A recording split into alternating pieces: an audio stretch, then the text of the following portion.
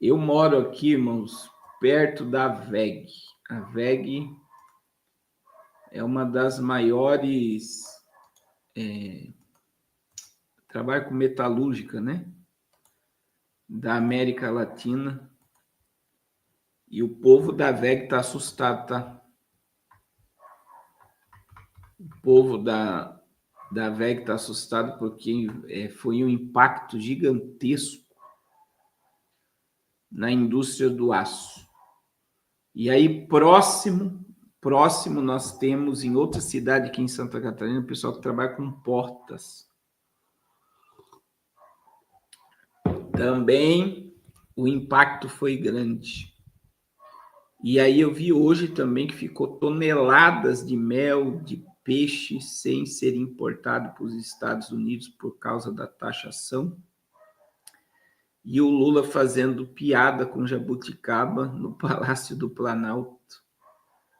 Porque verdadeiramente, mas quando o tempo vai passando, você vai vendo que era tudo que o governo queria. A taxação do Trump acelerou as coisas. Parece até que estava combinado. Olha só, a irmã Célia está dizendo que o filho dela trabalha na Fiat e os pátios estão abarrotados de carro. Por quê, irmão? Se você lembra que o Lula lhe xingou o agronegócio, falando que o agronegócio era de direita e era fascista. Olha só, era de direita. Então, quer dizer, a quebra do agro, porque na mente do governo, a bancada do agro e o agronegócio é inimigo do comunismo, e ele quer destruir o agro. Que eles querem estatizar o agro ou passar o agro do Brasil para a China. E aí vem a guerra empresarial, né? Nós temos uma guerra empresarial gigantesca. Então parece que era tudo que o governo queria. Por quê? Olha só como é que caiu como uma luva na mente de muita gente. O Brasil já estava quebrado, só que a culpa agora da quebra do Brasil é do Bolsonaro e de Donald Trump. Vocês estão entendendo? A culpa da destruição da economia é de Donald Trump e de Bolsonaro. E é assombroso, irmãos. É assombroso porque as pessoas estão aí na mente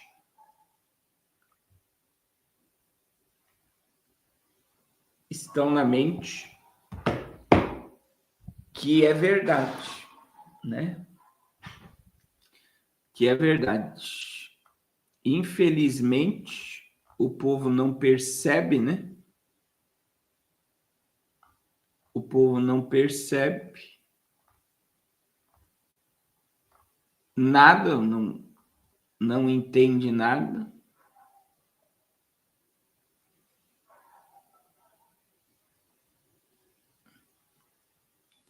Hoje o Lula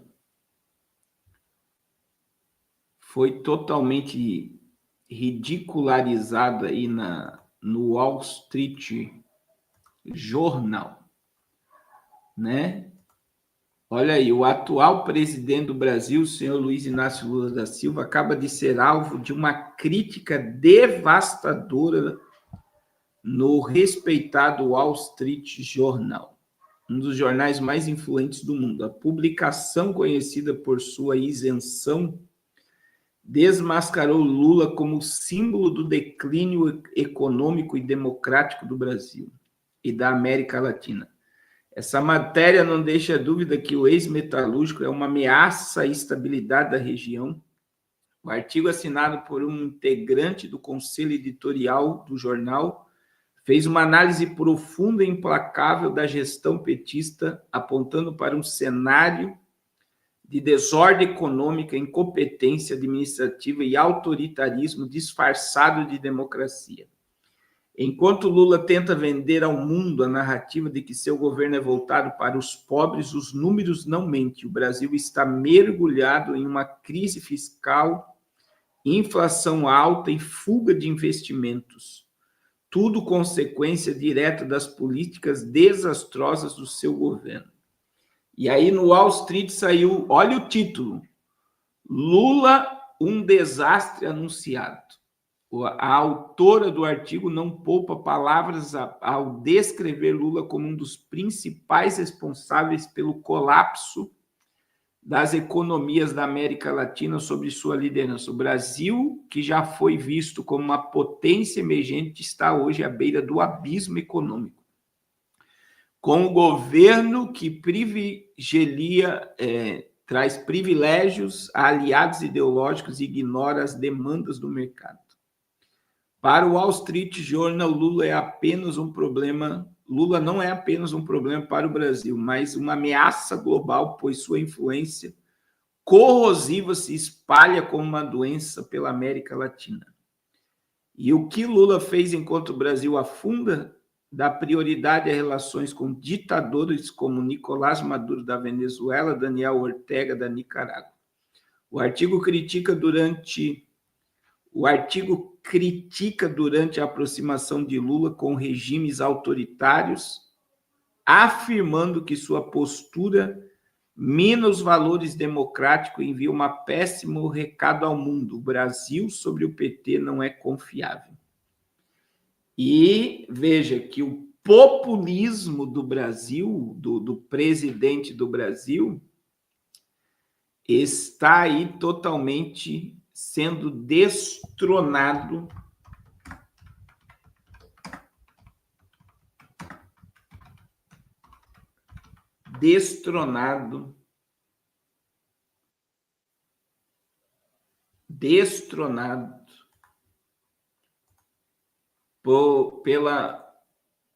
pela América. Veja que a Alemanha também se posicionou.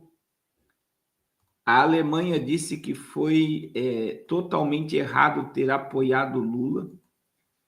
E aí, irmãos, isso tudo, você viu que o Lula meio que perdoou. Isso daqui é um dos maiores absurdos que você vai ver. Olha lá, Venezuela dá calote no Brasil e contribuinte brasileiro é quem paga a conta. A dívida soma mais de 1,7 bilhões de dólares e foi adquirida em 2016, quando o país financiou obras da Venezuela. O governo do ditador venezuelano Nicolás Maduro deve ao Brasil hoje mais de 1,7 bilhões de dólares, cerca de 10 bilhões de reais, mas ignora sistematicamente as cobranças feitas por via diplomática e técnica. Os números constam em um documento enviado ao Congresso pela Secretaria de Assuntos Internacionais do Ministério da Fazenda, Tatiana Rosito, em resposta a um requerimento do deputado Nicolas Ferreira. O parlamentar questiona o impacto da inadimplência venezuelana sobre os cofres públicos e os dados falam por si. O calote inclui valores já pagos pela União aos bancos financiadores dos projetos, além de juros acumulados por atraso. O Tesouro Nacional, que cobre essa dívida por meio do Fundo de Garantia à Exportação, precisará desembolsar novos recursos como os 16 milhões, 90 milhões de reais previsto até junho, caso Caracas siga inadimplente. Em outras palavras, a conta chega ao contribuinte brasileiro. A dívida nasceu durante os anos da bonança petista e chavista, quando Lula e Hugo Chávez orbitavam juntos em torno de uma utopia sul-americana de integração econômica. O Brasil, por meio do BNDES, financiou obras grandiosas na Venezuela, como a expansão do metrô de Caracas e a construção da siderúrgica nacional. O modelo era simples, o BNDES emprestava o dinheiro, empreiteiras brasileiras executavam os projetos e o país contratante, no caso a Venezuela, reembolsava os valores. Mas quando o devedor não paga, entra em cena o FGE, uma espécie de seguro público contra calotes externos. Este fundo, alimentado com dinheiro do orçamento da União, cobre prejuízos dos bancos quando um país é inadimplente. E tá aí, ó. Agora eu pergunto para vocês, o governo que está querendo taxar o Brasil está cobrando? Está cobrando a Venezuela? Não está. A Venezuela está preocupada em pagar? Não está. E eles querem taxar o povo brasileiro para financiarmos ditaduras.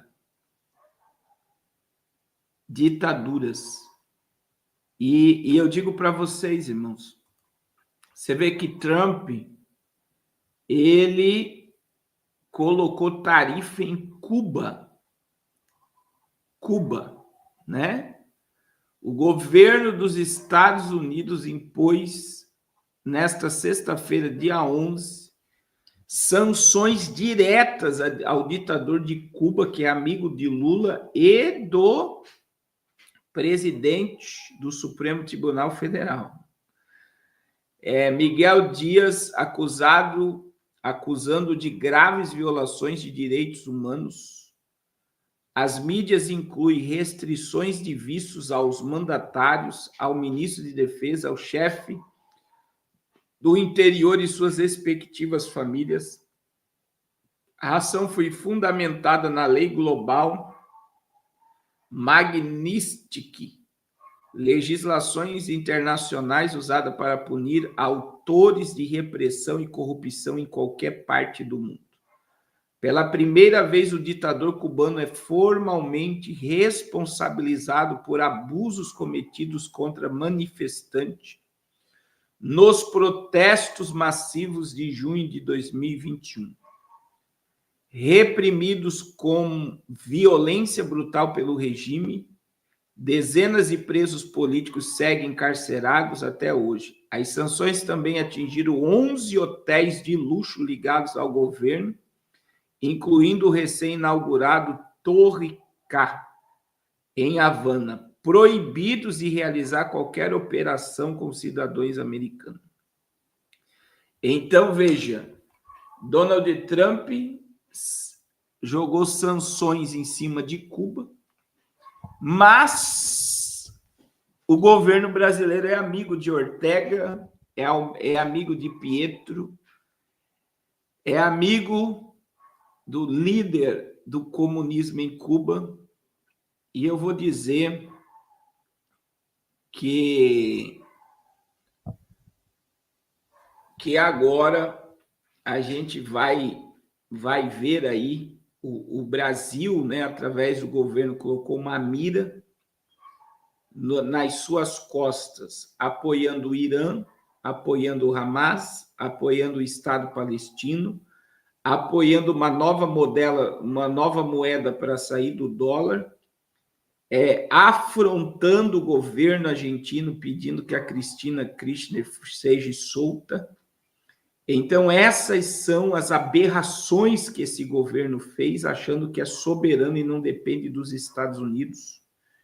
E é muito delicado. Veja que a postura do Lula está sendo em conversar com o Trump, porque ele não vai querer afrontar, porque ele sabe que, por mais que ele pode surfar dizendo que a culpa do Brasil está afundando, seja de Trump e seja também de Bolsonaro, ele sabe que ano que vem é ano eleitoral e ele vai precisar de uma classe que está sendo prejudicada e ele não vai dar um tiro no seu próprio pé. Eu não acredito que ele vai querer afrontar o governo americano. Ele não vai conseguir afrontar o governo americano, eu não acredito. Então, a gente está vendo aí, né, claramente Uma pressão sobre o Brasil, é uma pressão assustadora que todos querem que se resolva o mais rápido possível, porque é prejudicial o que está acontecendo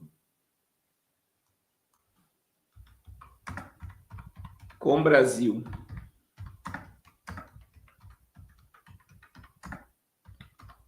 É totalmente prejudicial para todos, tá?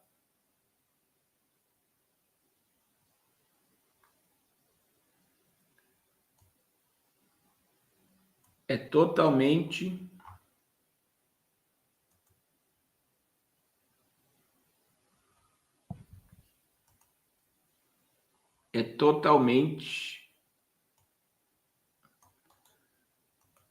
assombroso os próximos capítulos dessa história, irmãos. E eu digo para vocês, se preparem, né? Eu disse essa semana, irmãos, não se endivide agora. Se você tiver investimentos, né, vigie muito com o que você vai fazer, né? Porque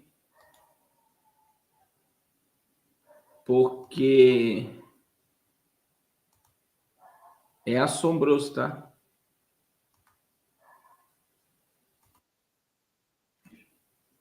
É assombroso o que está previsto aí.